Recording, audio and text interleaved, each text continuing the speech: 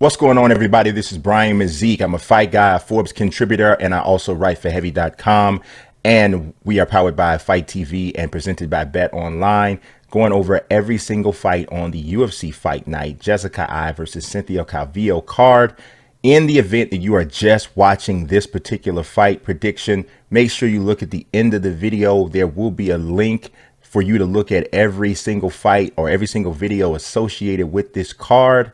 So without further ado, let's jump right into the breakdown. We are talking about Anthony Ivey versus Christian Aguilera, which is likely to be the first fight added on this card, or first fight on this card, because it was just added like in the last 24 hours to this card. So it's more than likely going to be the one that starts the show, I would think. So both of these guys are making their UFC debut. I had to do some serious digging for Anthony Ivey because I'm going to be honest with you guys, before now I hadn't really heard of him, but thankfully there's a lot of fights of his that are on that are available for you to watch, whether it's Fight Pass or whether it's YouTube. There's a lot of stuff out there. And then because obviously I was familiar with some of the team members, I was able to do some good digging there to get a decent look at what we can expect from him. Christian Aguilera, I'm familiar with, been with LFA, California Extreme Fighting. He's been around for a while, but just now actually making his way to the UFC. Comes in 13-6. Anthony Ivey's 8-2. All 8 of Anthony Ivey's victories have come by finish, 5 KO, 3 by submission. Aguilera has 10 of his 13 victories by stoppage. All of them are KOs. He prefers to stand. He's not totally inept as a grappler, but he does prefer to stand. He likes those hands. He'll change levels with the shots up top to the midsection. Anthony Ivey is not horrible as a striker, but his definite strength is getting the fight to the ground. And one thing that I recognize for him, one of the fights that really stood out when I scouted him, was his fight against Jason Langelier, and that was in June of 2019. It was at Fury FC 33. And the thing that stood out to me in that fight was his cardio. I mean, those guys grappled non-stop for almost 2 complete rounds. And if anybody has ever done any kind of training at all in any level of combat sports, especially, they'll tell you that grappling is the most taxing aspect of any of the combat sports contact. So he didn't show that he had slowed down very much at all the way into getting a late second round stoppage via pounding once he was on top position. And we even saw Langelier get back up for a second, have some moments where he was trying to get his stand up going, but Anthony Ivey just smothered him, right? And Langelier is a long, athletic guy, good on his feet. His nickname is the Slim Reaper. And you might say he might even have an athletic advantage over Aguilera. So all matchups are different and they stand out separate. They're separate entities into themselves. But if Ivey was able to somewhat suppress the striking game of Langelier, maybe it gives you some sort of confidence that he'll be able to do the same thing against Christian Aguilera. And I'm trying my best not to call him Christine Aguilera and it's not because he looks like him. Obviously, he doesn't look like her, but it's only if you switch the A and the N. So it's like, whoa, it's kind of blowing me. But Bet Online has Anthony Ivey as a -190 favorite. Christian Aguilera is a +160 underdog. I think the fight is close, and I do think that there's obviously a path to victory for Christian Aguilera. But I'm of the opinion that Anthony Ivey will work the strengths of his game, because this is one of the things that I don't know how many of my preview videos that you've watched. But one thing that I usually kind of go on is I look at a fighter's fight IQ as well as their strengths and weaknesses. And when I talk about fight IQ, I talk about people actually fighting to their strengths and not getting in the octagon or getting in the cage, trying to prove something, prove that they have this area of their game more developed and that sort of thing. We see that a lot. I think we saw that with Chase Hooper against Alex Caceres. I don't know. Maybe he still loses that fight if he takes Caceres to the ground, but I know he for sure loses it if he tries to stand as long as he did against Caceres. And I think that's exactly what we saw. So I don't think Anthony Ivey will get caught up in that. From what I've seen of him, he works to his strength. He knows that he's a grappler. He knows he has that cardio. I think he's going to take Christian Aguilera down, and I think he's going to control this fight from top position. I think he could be better at controlling the legs of his opponent once he has them down. And Aguilera is a veteran, more experienced, been around longer than Langolier and some of the other people that I saw Ivey fight. But I still think that coming into this fight, his UFC debut, both of these guys in the UFC debut, I think Anthony Ivey comes in ready and prepared to do what he has to do to secure a roster spot, right? I know there's a thing about, oh, the knockouts, the this and the that sells, but securing a roster spot is important. And I feel like he'll understand that. And I feel like he'll work to his strengths and get that done.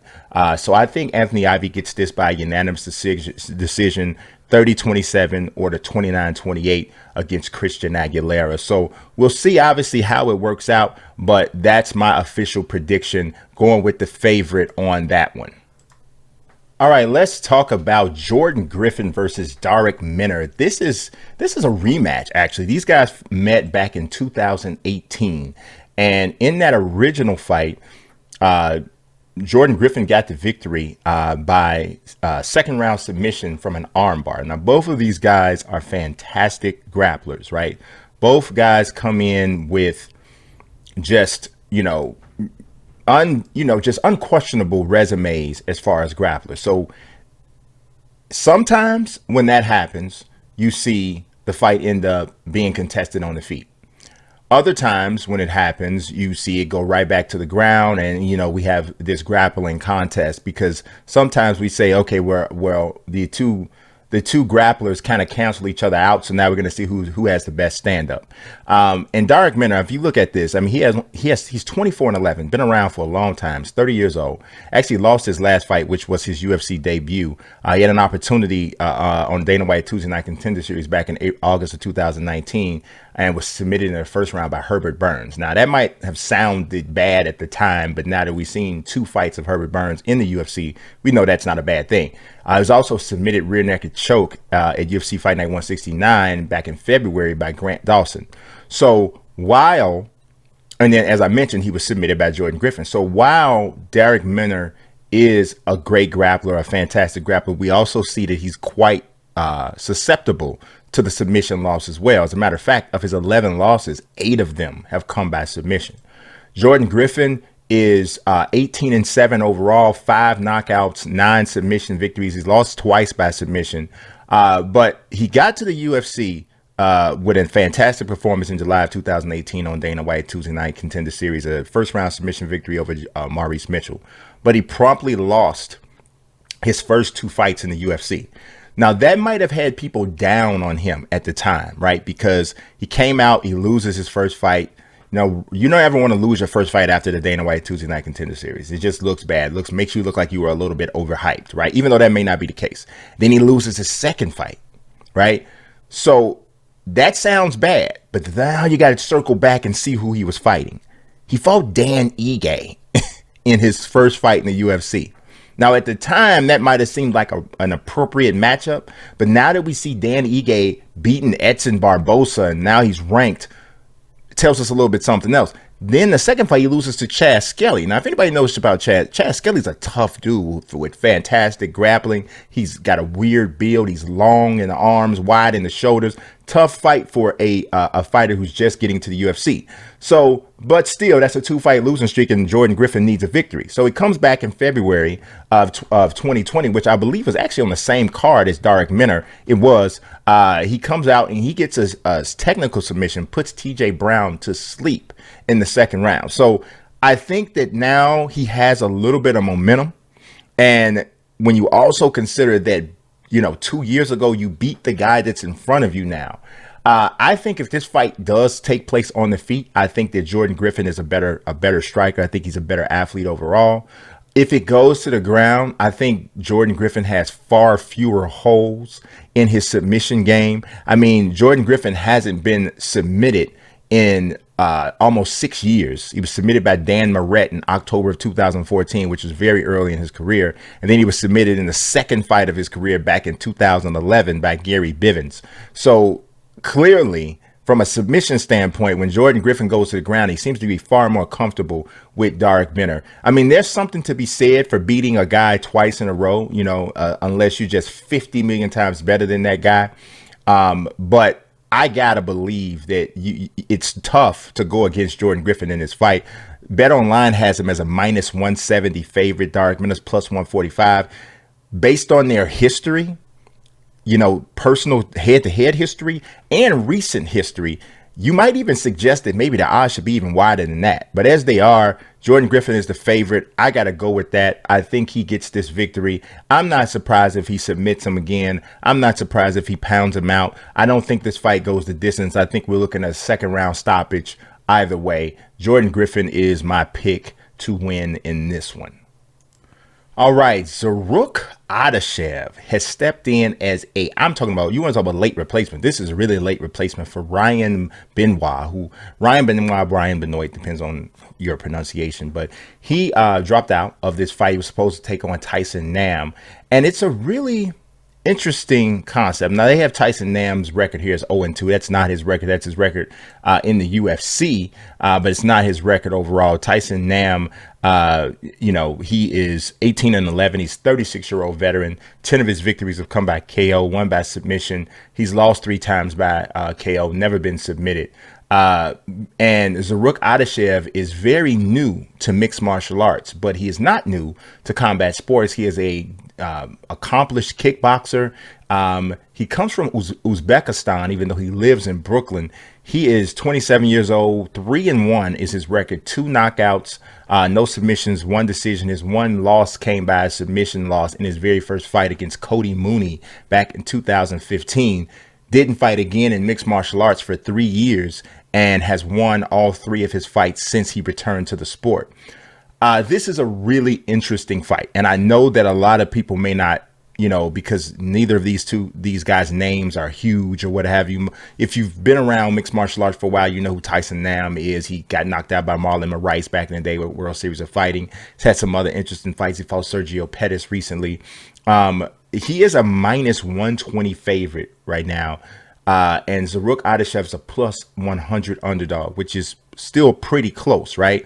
And you would wonder why a guy who's 3-1 would be so close in the odds to someone who is so experienced like Tyson Nam. And Tyson Nam's a very athletic, very skilled striker. But Adashev, I did my research on this guy. He is a punishing striker. He is very explosive. He fights with a relentlessness that is like, I'm telling you, fans are going to like him. They're going to like him. I think that win or lose. So if I could compare him to somebody that you may have seen fight, the first person that popped into my head, almost from a size standpoint, as well as just the way he fights, and I'm hoping that I'm getting his name correct. It's Guido Vianetta, I believe it is. I know he's from Argentina, I believe it is. Their fighting style is similar. The only thing I would say is that Adashev doesn't appear to necessarily put himself in as much danger as Guido does, but it's a similar style, similar build, and both of these guys crank when they punch and when they kick. Adashev is, like I said, a kickboxer, and you can see that so much in his style, but you can tell also he's worked on his takedown defense. The thing about it is, in this fight, I'm not even sure he's going to need his takedown defense as much as he might need his standing grappling defense, because Tyson Nam doesn't look to take guys down much because he wants to win on the feet himself. So the fight that he had set up against Ryan Benoit was a fight that, obviously, if you've seen Benoit fight, you know Benoit wants to wrestle. You know he wants to take Tyson Nam down. That's not what Adashev is going to more than like. I mean, 95% of the time, you're probably not going to see him shoot for takedowns unless he's hurt and he's, panic grappling. So this figure should be a stand-up battle, but you got to think, Tyson Nam didn't train for a stand-up battle. He's trained to stop takedowns. He trained for a guy with a different type of muscular build, a guy with a different type of athleticism. And this is a late replacement being thrown in. Another part that troubles me about Tyson Nam, if you watched any of his fights, especially the Sergio Pettis fight, I thought he just isn't active enough. He falls into this, he's a chronic counter striker, and he falls into this sense of just like it's almost like Uriah Hall. Uriah Hall has all of these weapons and all of these different things and strikes that he can deliver, but he seems almost to be a perfectionist in his mind, and like he's trying to pull off this perfect video game combo, and if he can't pull it off exactly like that, he won't fire at all. And that aesthetic, being like almost obsessed with the aesthetically pleasing strike, can manifest itself in being just not active enough. And I think that sometimes that happens to Tyson Nam. And I'm going to tell you, in this fight against Adeshev, he cannot afford to be that guy. So he's probably going to have his counter opportunities, and there is a chance that he catches Adeshev and knocks him out with something amazing, because Adeshev is going to come, he's going to bring it, he's going to look to land these bombs. I don't think he's going to be reckless and wild, but I do believe he's going to come to try to land some bombs. And I honestly believe, man, I think he's going to outwork Nam. And I'm not sure if he'll get the stoppage, because stopping Nam is difficult. He hasn't actually been stopped in a loss for quite a while. I'm going to look back just to double check, but I believe it's been a minute since he was lost by stoppage. Yeah, he hasn't lost by stoppage since the head kick knockout at the hands of Marlon Moraes, and that was 7 years ago. So he's lost fights. So, I mean, the loss to Moraes kicked off a 4-fight losing streak for him, where he lost to Cody Bollinger, Jeremiah Labiano, and Fernando Vieira. But then after that, he didn't lose a fight for 5 straight fights. He beat Ali Bagatinov with a head kick, and that was in Fight Nights Global. And then, of course, now he's lost 2 fights in a row to Kai Kara France and Sergio Pettis. But both of those losses, as I mentioned, were by unanimous decision. So this is a test of all of that. It's a test because Adeshev comes to finish. That's what he comes to do. And he almost fights in a pace where I'm not even sure if I'm not even sure that if he doesn't get the finish, if he can win. That's the way he fights, because he's going to punish a guy. I'm a little concerned about his stamina, because he is taking this fight on short notice. He does put so much into strikes, and if Tyson Nam can kind of outlast him to the later rounds, maybe that gives him an opportunity to kind of take advantage of a guy if he's been able to survive that initial onslaught. Because I'm going to tell you, this first round, Adeshev's coming. He's coming. I can almost guarantee you that he's coming in the first round. So I'm going to go with the underdog here, though. I'm going to go with Adeshev getting this victory by a second round stoppage. I know I just mentioned Tyson Nam hadn't been stopped in 7 years. I don't know. I just feel like Adeshev's going to get this victory. I'm going with a second round stoppage for him. And I don't know. Something about this style, I think sometimes a late replacement is kind of set up to fail. I don't know if I believe that for Adeshev this time. I believe he's set up with a matchup against a guy that he can actually get. And I'm going to go for him getting this victory. I'm going for the underdog, Zarrukh Adeshev, by second round stoppage. All right, we're talking Julia Avila, the Raging Panda, against Danger, Gina Mazani. This fight is not one of the fights that I'm expecting to be the most competitive, if I'm being honest. Gina Mazani has great heart. She, is a decent grappler. She comes forward, brings the fight, doesn't fight with fear at all. But her striking leaves a bit to be desired. She's 1-3 in the UFC. Just took a nasty KO loss to Macy Chiasson in her last UFC fight. She did end up going outside of the promotion for her next fight. After that, she beat Valerie Barney for in the King of the Cage Golden Fights. This was just in January. She got a first round submission. But if you look at Valerie Barney, Valerie Barney's 44 years old. She has she had 5-2, 5-1 record coming into that fight. She had just lost a fight before that. So it doesn't, it certainly, it's easy to say that that's not a fighter that's anywhere on the same level as what she's facing when she faces anybody in the UFC, and Julia Avila, who has shown the ability maybe to put herself in a contending position at bantamweight. I'm not sure that's enviable for anybody with Amanda sitting up at the top, because she certainly isn't ready, or doesn't even project to be ready for her in even 2 to 3 years. And Julia V is 34 years old. But for this fight, I think she has more than what she needs to take care of Gina Mazani. She's long. She's a better striker than Mazani, even though she does have some holes in her striking game. If you look at her fight against Pani Vianari, I hope I'm not saying her name in last. I know her first name is Pani. If you look at her fight, Avila's fight against, it's Pani Kianzad. If you look at her fight against her in July of 2019, which is, she's coming up on almost a year outside of the octagon now. If you look at that fight, though, at times she's throwing strikes so far out of range, so it ultimately ends up telegraphing what she's bringing. So that's something that I did notice about the way that she fights, and so it's definitely an imperfect aspect of her game. But I'm gonna be honest, against Gina Mazani, I don't think that Gina's going to be able to even take advantage of that. She wants to get the fight to the ground. Even if she's capable of doing that, I can't imagine her controlling Avila or dominating her so much in that position. Avila should be prepared for that. That is essentially the only aspect of Gina's game that I think she has anything to worry about. Gina will throw some leg kicks, so she needs to be prepared to check some of those, or at least just to get out of the way.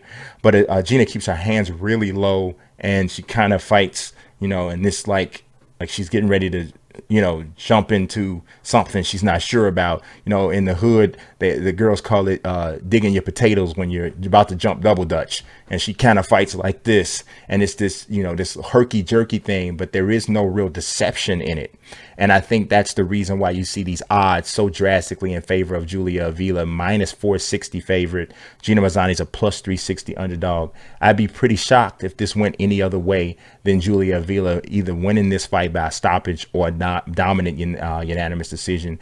In some ways, I wonder if this is even a good matchmaking. I mean, who knows? Maybe I'm saying that, and Gina Mazani comes out here and throws a Showtime kick off the cage, and I'm looking like I'm crazy. But I have to go with Julia Avila getting this victory. Like I said, either by a dominant unanimous decision or by a first or second round stoppage. Probably more like a second round stoppage. Mazani's pretty tough, and Avila, like I said, she's not, Amanda or anything. So I got to go with Avila getting this victory.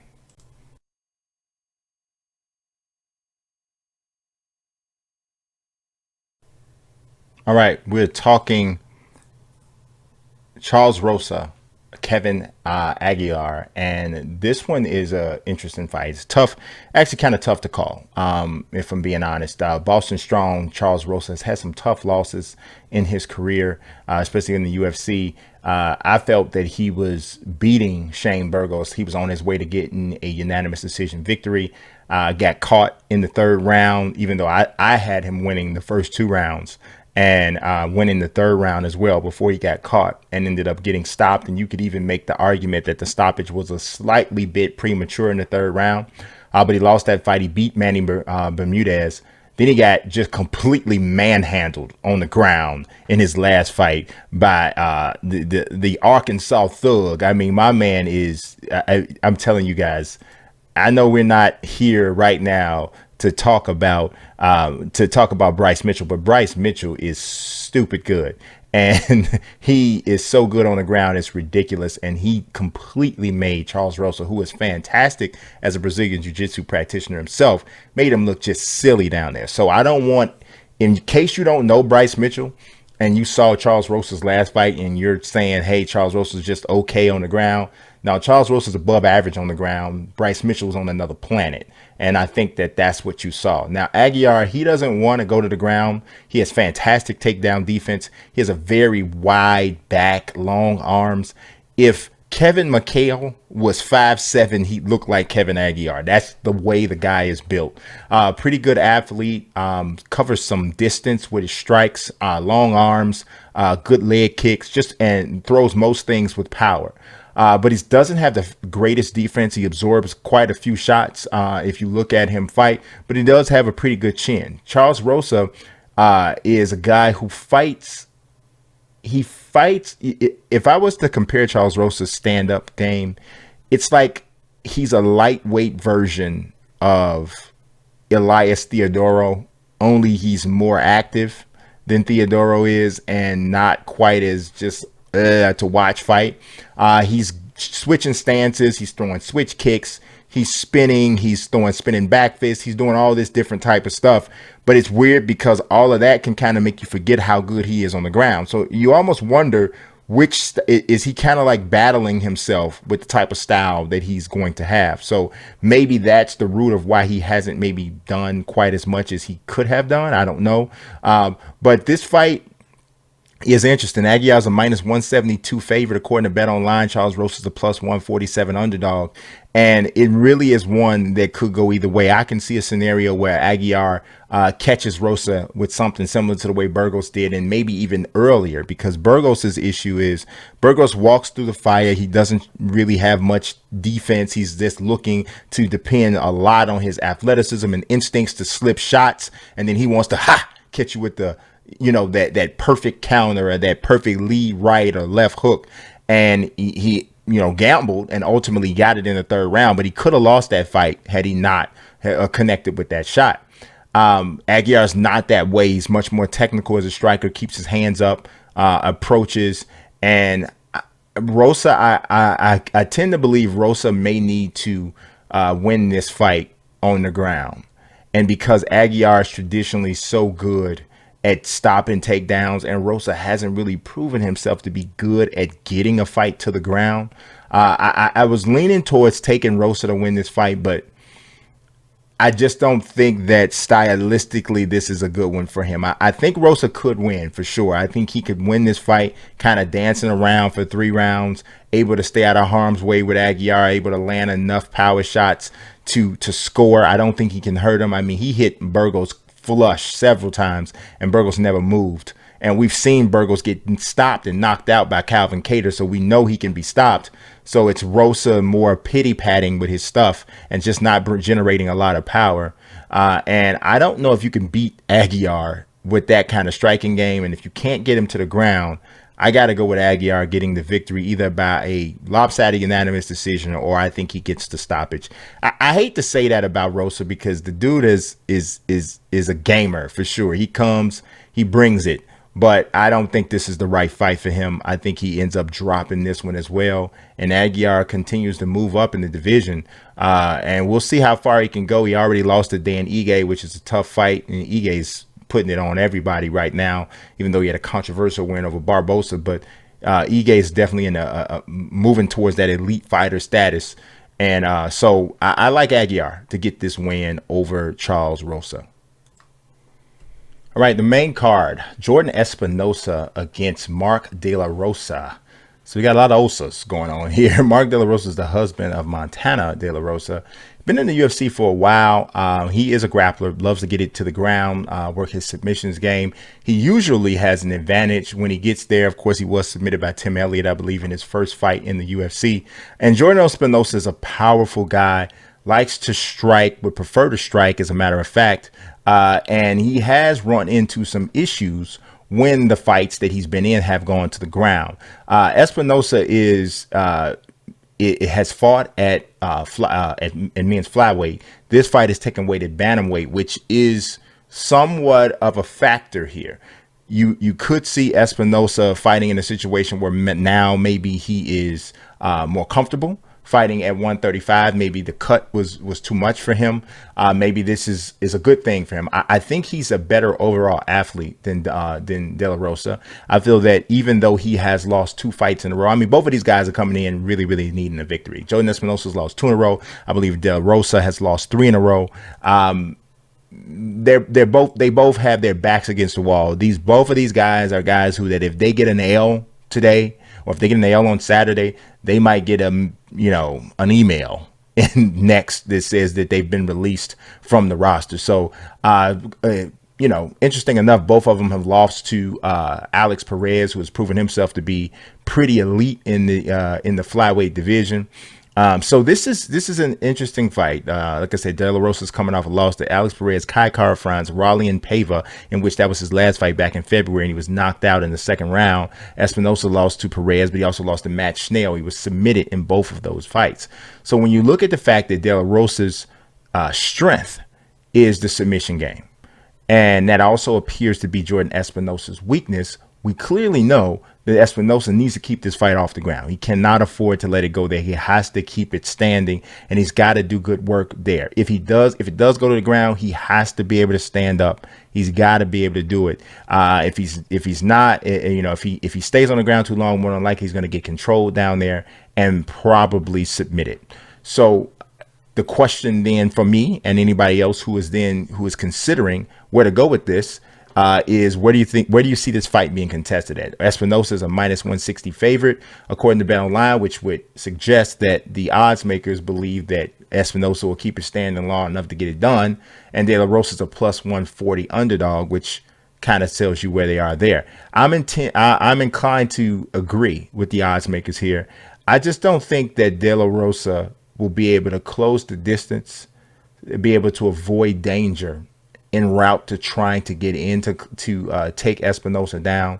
As good as De La Rosa is from a grappling standpoint, I don't think he's as good a wrestler. I know he's not as good a wrestler as Alex Perez. I don't think he's as good overall as Matt Schnell. You look at some of the people Matt Schnell's fought and even beaten, you have to have a little bit more respect for him. So even though Espinosa has these 2 losses, I think they're definitely more respectable losses than some of the people De La Rosa has lost to, especially in his last fight. So I'm going with Jourdain Espinosa to get this victory by a 2nd round stoppage. I'm thinking it's a 2nd round TKO. I think he catches De La Rosa, maybe even hurts him in the 1st round and gets the finish done in the 2nd. I think he's the one that gets off the schneid in this fight and pushes himself up to a point where he can avoid the cut line. De La Rosa, I think there's a good story there with him being the spouse of another person on the roster. But the bantamweight division has become so competitive and so exciting again in the UFC. And it's weird because you lost TJ Dillashaw completely because of the EPO, substance issues. He'll be back soon, I believe. I can't remember exactly when, but he should be back soon. Henry Cejudo just retired. We'll see how long that lasts. So you had two of the last 2 champions have left, but it has seemingly gotten to be more of an exciting division thanks to Sugar Sean O'Malley, and Cody Garbrandt's resurgent, amazing knockout at UFC 250. So it's an interesting division, and I say all that to say, a guy with a 4-fight losing streak like Marvin De La Rosa, who hasn't looked promising, if he loses this fight, which, like I said, would be his 4th in a row, I think he puts himself really dangerously close to that cut line. So we'll see what happens, but I got Espinosa getting the victory. Andrei Touchy-Feely against Charles. I'll never stop laughing when I say Andrei Touchy-Feely against Charles Jourdain. Charles Jourdain is still a very young fighter. He's 24 years old, a talented striker, a pretty fluid athlete, moves well. Feely's been around forever, it feels like, but he's still, I believe, only 29 years old himself. He's been in octagon with some of everybody. Max Holloway, Sadiq Youssef in his last fight lost a unanimous decision in that fight. We saw Charles Jourdain actually rebound from a loss against Desmond Green, which is just really a unfortunate story. Desmond Green really looked like a promising guy going up the ranks, but he ended up getting in trouble with the law, ended up getting released. But Charles Jourdain rebounded well from that loss, and he knocked out Do Ho Choi in his last fight. It was a 2nd round stoppage in December. First time in the octagon since then. So this is a fight I find interesting. And I know that the odds have Touchy-Feely here -220, and Charles Jourdain is here at a +185 as an underdog. I definitely believe or Jourdain has a little bit more of a chance to pull this off than what the odds makers are giving him. Feely has gotten a lot better. You can see some of the advances that he's made with American Top Team. You can see them. But I still think he's prone to get into certain kinds of fights because of that fire that he fights with and he competes with. And I think he can get himself into some trouble with that. And Charles Jourdain is the type of guy who has the type of strikes that could be an issue. The reason I'm not going to pick the underdog here, the reason I'm not going to go with Charles Jourdain is because the way that you seem to beat Andrei Feely is with short, quick, straight arrow sorts of strikes, the kinds of punching, the kind of striking that Sadiq Youssef brings. And Sadiq Youssef, that fight was very close. I think Feely thought he should have won that fight. The fight before that, Feely showed, I felt, the best performance I'd seen of him in the UFC when he stopped Shaman Moraes. Just beautiful combinations off of strikes. He comboed a leg kick to the body with a straight right hand and followed that right back up with a right leg kick to the head that hurt Moraes, that led to the finish. There was a short right hand that dropped Moraes, put him on the ground, and hit him with a couple ground and pound shots to get the stoppage. And I thought that was his best performance that I've ever seen of him. And I've seen pretty much every Andrei Feely fight in the UFC. So I'm not going to go with Jourdain because I consider his strikes still to be too long for Feely. And maybe it's just at this point in his career. And who knows, maybe we see Charles Jourdain right after this knockout of Doo Ho Choi, and we see that he is really taking the steps that he needs to take. I mean, it's very possible. I mean, as I'm even saying this to you, I'm kind of waffling a little bit, right? I really, there's something in me that really wants to take Charles Jourdain here, but I still feel like from an overall athletic standpoint and the way they match up physically, I'm picturing this fight and I'm picturing these exchanges, and I'm picturing Andrei Feely still being able to punch in between the Charles Jourdain strikes and being able to get an advantage there. I also think that if it goes to the ground, I think Feely is better in grappling. He'll hold by top position better if it gets there. I wouldn't even actually be shocked if I saw him come out and employ that as a strategy to take Charles Jourdain away from what he more than likely does best, which is stand up. If you look at Charles Jourdain's career, he does have 3 submission victories, but last one he had was in 2018 against Alex Morgan, which is not a UFC level talent. He beat Kevin Gennaro with a submission, and then Michael Sear. But most often he gets it done on the feet. 7 of his 10 victories have come from KO. And that's how Touchy-Feely does it too. 9 victories of his 20 KO, TKO. But I've seen him wrestle effectively and handle that better than Charles Jourdain. So I might regret this, but I am going to go with Andrei Feely to get this victory. I'm gonna have him getting the victory by a unanimous decision. Might even be a split decision. But Feely's the type of guy, he doesn't get split decision victories much. I don't know. He's just one of those guys who always seems to get robbed necessarily, or to have a gripe that he got robbed. He did get a split decision victory over Dennis Bermudez back in 2018, but for the most part, it's got to be definitive for him. And I got him getting this victory by unanimous decision. Let's hope I don't regret that, because it could have been a situation where we pulled out us a underdog here. But I'm going to go with Touchy-Feely. I think he gets the victory unanimous decision. This fight, I'm not actually sure where it's going to take place on the card. It might actually be the first fight. It was, I believe, one of the last fights added. Just got in under the wire to get on this Saturday card. Hanna Cyphers with the quick 2-week turnaround after losing to Mackenzie Dern in the first round. She didn't take any damage in the fight. She got caught in a knee bar and had to tap out immediately. So she barely broke a sweat in the fight, and she lost that quickly. And she's taking on Mariah Aghaova, who is a very interesting prospect from Kazakhstan. She trains at American Top Team. When you look at her in the octagon, you will have to double take, because you think you might be looking at Joanna Jędrzejczyk. She's body style similar. She wants to stand and strike. She's not as tight or as technical, as fluid of a striker as Jędrzejczyk is, though hardly nobody is. But definitely you see the physical similarities to them in the octagon. Her and Cyphers fight 2 completely different types of fights. Cyphers is 5'1", Aghaova is 5'6". You'll see probably the biggest height differential of any 2 fighters on the card when they get in there. Cyphers is a brawler. She likes to get inside and tight. She's very strong in the clinch. I think Mackenzie Dern even saw that when they locked in initially, but ultimately Dern's technique took over. So this fight is one that Aghaova, with the length advantage, has a much leaner frame. I know she's going to want to keep this fight at a distance. Cyphers would be best suited to take this fight to the ground, try to get to the top position, try to control her there, and just kind of pound from that point. Do I think she's going to be able to get that? I don't, and neither do the odds makers. They have Aghaova as a -240 favorite here. Hanna Cyphers at +205. I just don't think that Cyphers owns a significant enough advantage in striking power or in grappling prowess to take advantage of this situation. She clearly needs to and wants to fight, which would explain why she's taking a quick turnaround in 2 weeks after losing to Mackenzie Dern. And she's also taking on somebody with a completely different skill set than the last person that she fought.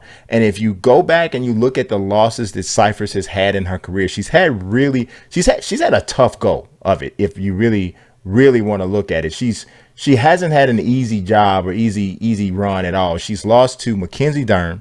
The fight before that, she lost to Angela Hill, whose striking style and overall fighting style is a little bit similar to Aghaova. She did beat Jodie Esquivel, and she did also have a really impressive victory over Polyana Viana as a split decision back in 2019. Before that, though, she lost to Macy Barbara, who, before her loss to Roxanne Modafferi when she tore her knee up, she was looking like a potential title contender and probably still will be once she rehabs and comes back. So Cyphers has not had it easy at all. And she's getting a Mariah Aghaova in this fight, who a lot of people are very high on her overall ceiling in the game. And I just don't think stylistically this is a good fight for Cyphers.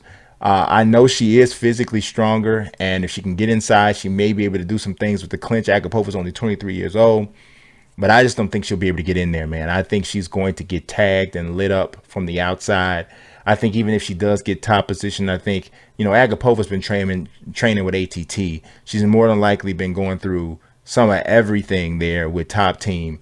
Just, there's a chance that she's rolled with Kayla Harrison. I mean, she's been in with some people, and I don't think she's going to get shocked by anybody shocked by anything that Hanna Cyphers brings.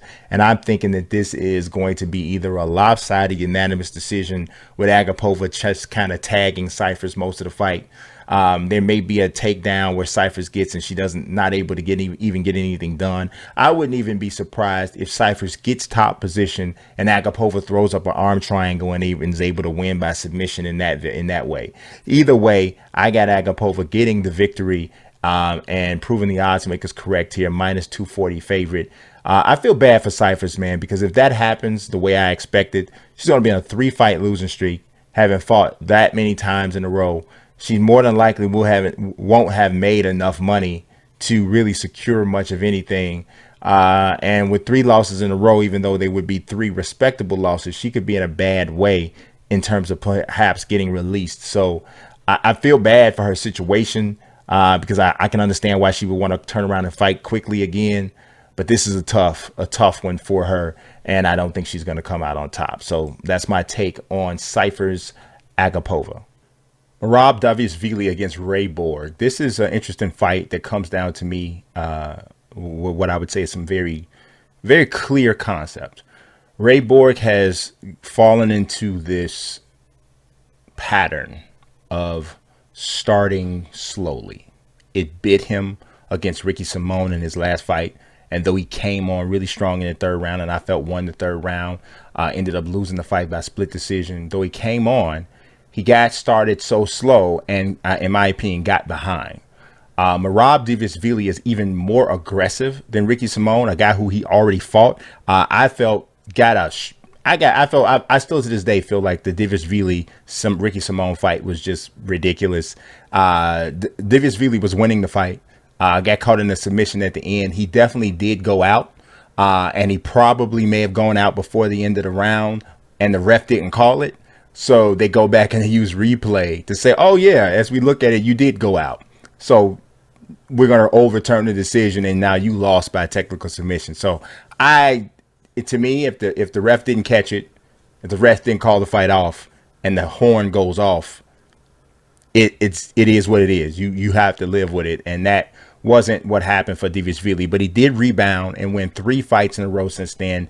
Unanimous decision victories over Tyrion Ware, Brad Katona, and Casey Kenny. Now, you just remember watching Casey Kenny fight, you know that was an impressive victory. I was really excited about Dvalishvili from the beginning, but he came out, had a tough split decision loss against Frankie Saenz, then had that loss to Ricky Simon. So I was excited about him, and I still am, especially now that he's established some momentum. I also really love Ray Bourque.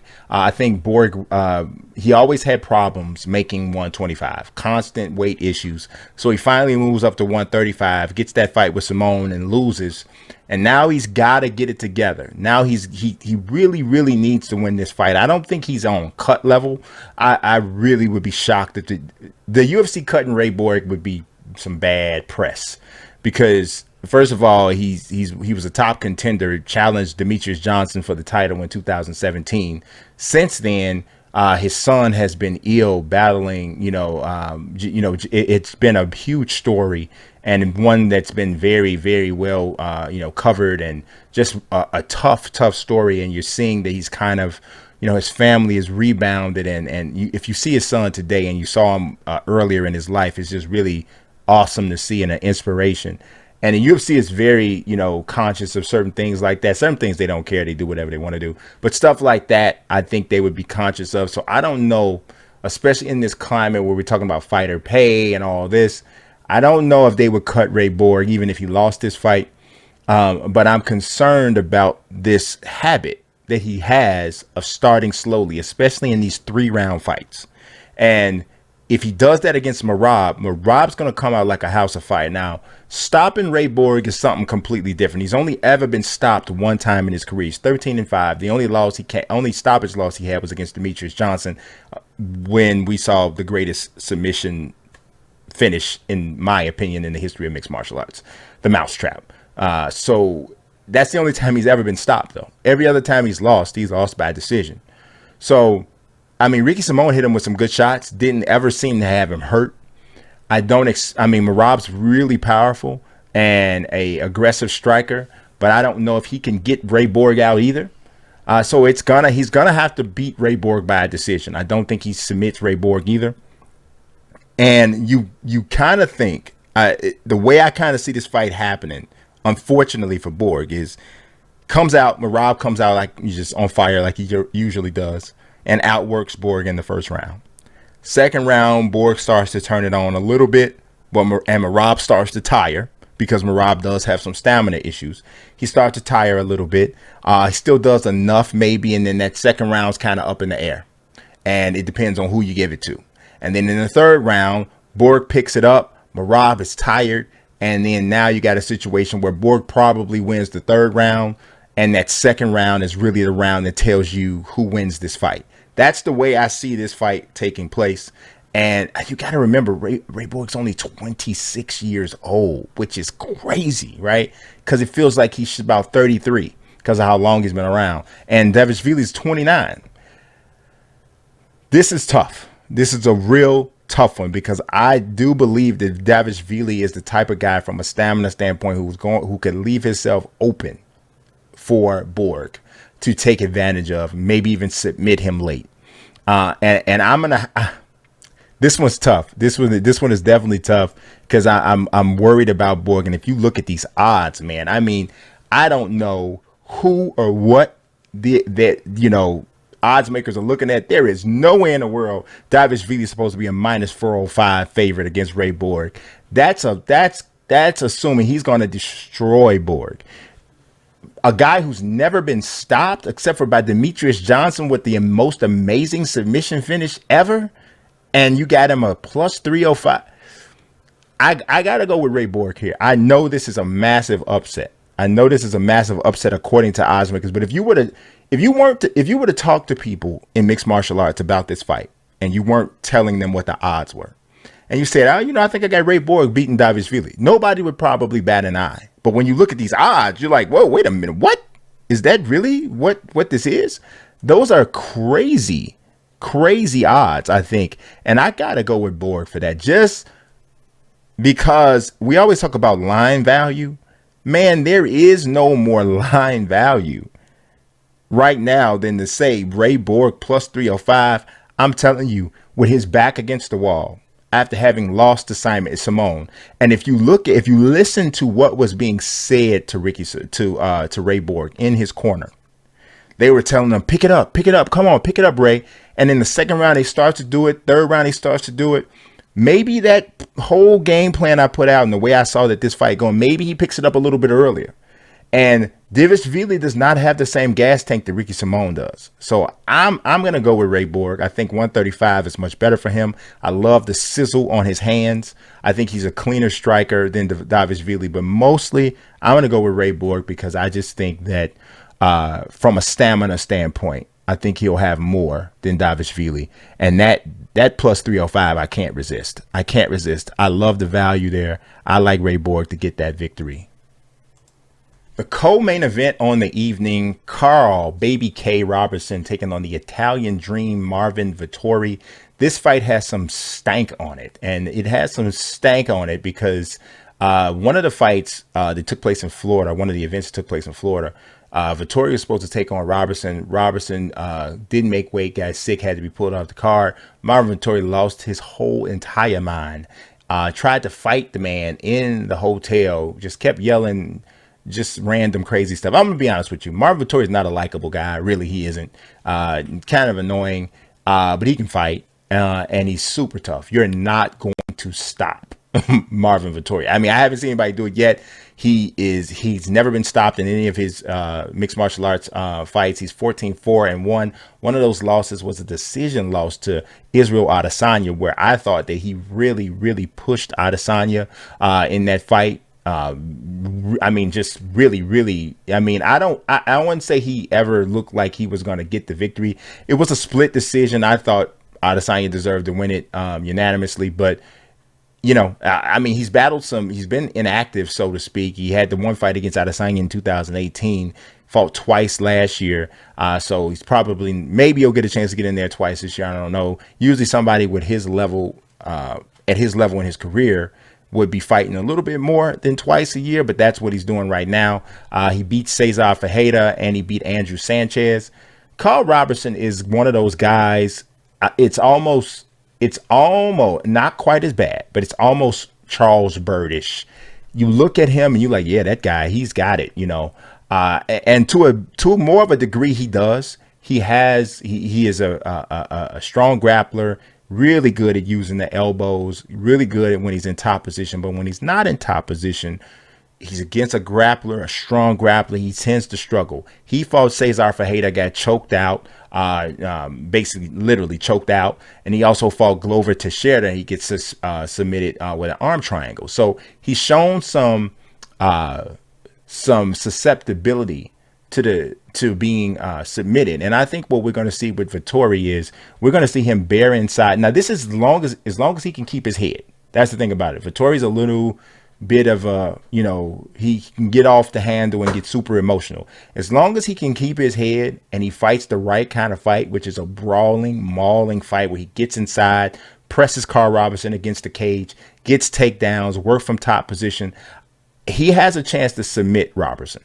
Even if he doesn't submit him, I think that his cardio, his overall approach, just the dog in him, will lead him to a victory by unanimous decision. But either way, even if he gets that stoppage, I just got Vettori going over in this fight. I don't know. I look at Robertson and I haven't really been overly impressed. He seems a little bit erratic, has some issues here and there. Vettori's a minus 205 favorite. Robertson's a plus 175 underdog. BetOnline agrees, or I agree with BetOnline's odds makers on this one. I just think Vettori gets the victory. I know that there's a little bit of of an extra angle or another layer to this, but I don't think that it's significant enough where we're looking at something that's going to be, it's not as competitive as a brawl or a rivalry would lead you to believe. Usually when there's this back and forth, you have it where, I don't know who's going to win. I think this one's Vettori. I think Vettori gets the victory here. The main event, Jessica Evil Eye, the #1 contender in the UFC women's flyweight division. She rebounded from her devastating head kick KO loss to Valentina Shevchenko with a victory in her last fight. She's taken on number 10 Cynthia Calvillo, who is trying to rise in the ranks. Both of these women fight with an absolute chip on their shoulder. Jessica Eye is one of those fighters who never feels as though she gets the credit that she deserves. And I'll give her credit. She is extremely resilient. She had a really tough upbringing. She has endured like a 4-fight losing streak with the UFC. All of them were decision losses that you may have been able to make the argument that could have gone another way, except for the Miesha Tate loss. She got dropped in that fight. But a lot of the other fights, she was in them, at least. And she lost a split decision to Bethe Correia. But then after that, reels off 3 straight victories. Then, of course, runs into Valentina Shevchenko, which is like running into a tank. And the same thing happened when you run into a tank. She got knocked out, and she came back in the next fight against Viviane Araújo and won the fight by unanimous decision. Got back to what she does best. She mixes in a little bit of the takedowns with some striking. She's not a fantastic striker. She's a better grappler than that, and she's the type of fighter that fights for position more so than finish. Even if you look at her career, in 15 wins, she has 4 wins by finish. She hasn't finished anybody since 2014 when a fight against Leslie Smith was stopped because of a doctor stopped the fight. So that wasn't even a hit you good, knock you down, or submission type of a finish. It was, either the doctor steps in and makes a decision. The last definitive finish she ever had was in Bellator against Zola Frosto, which when she choked Zola Frosto out back in 2012. So Jessica is absolutely not a finisher. Cynthia Calvillo, on the other hand, is not either. She, two KO victories, 3 submissions in 8 victories. She did get a rear naked choke submission win over Poliana Botelho in 2018. And she got another one in 2017. But for the most part, she wins her fights with a cleaner, more effective striking, the timely takedown here or there. As main events go, this one is probably not going to have people on the edge of their seats jumping up and down. It's just not. Neither fighter brings this. You're not going to be waiting on the finish here. And a lot of times the threat of the big punch or the threat of the submission is what gets you really on the edge of your seat. I definitely think these girls will get in there and they'll scrap because neither of them are afraid to mix it up. But I don't know that we're going to see that type of definitive end. This one, in my opinion, almost certainly goes to the judges' scorecards. If it doesn't, it'll be some sort of submission stoppage for Calvillo. But I don't think that that's going to happen. I think that Jessica Eye has been around so long. She's been in with so many good fighters that I feel like she finds a way and understands how to win this fight, understands how to win rounds. God knows she's lost enough rounds and lost enough close fights.